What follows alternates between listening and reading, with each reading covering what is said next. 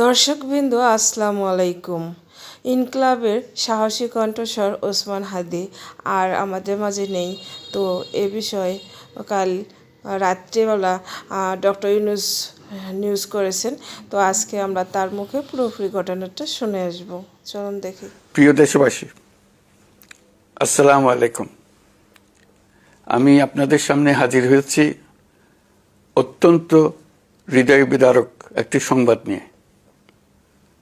সিঙ্গাপুরে চিকিৎসাধীন জুলাই গণঅভ্যুত্থানের সম্মুখভাগের অকুতোভয় যোদ্ধা ও ইনকলাব মঞ্চের মুখপাত্র শরীফ ওসমান হাদি আর আমাদের মাঝে নেই। ইন্না লিল্লাহি ওয়া ইন্না ইলাইহি রাজিউন। কিছুক্ষণ আগে সিঙ্গাপুরের পররাষ্ট্রমন্ত্রী ভিভিয়ান বালাকৃষ্ণন আমাকে টেলিফোনে এই হৃদয় বিদারক সংবাদটি জানিয়েছেন। ফেসিবাদ ও আধিপত্যবাদ বিরোধী সংগ্রামের এই অমর সৈনিককে মহান রাব্বুল আলামিন শহীদ হিসেবে কবুল করুন, এই দোয়া করি। আমরা সবাই মিলে এই দোয়া করি।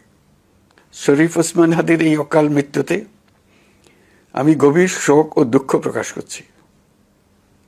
তার প্রয়াণ দেশের রাজনৈতিক ও গণতান্ত্রিক পরিসরে এক অপূরণীয় ক্ষতি।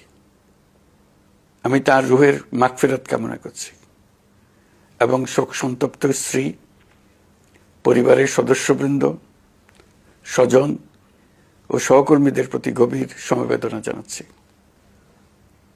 শহীদ ওসমান হাদির স্ত্রী ও একমাত্র সন্তানের দায়িত্ব সরকার গ্রহণ করবে।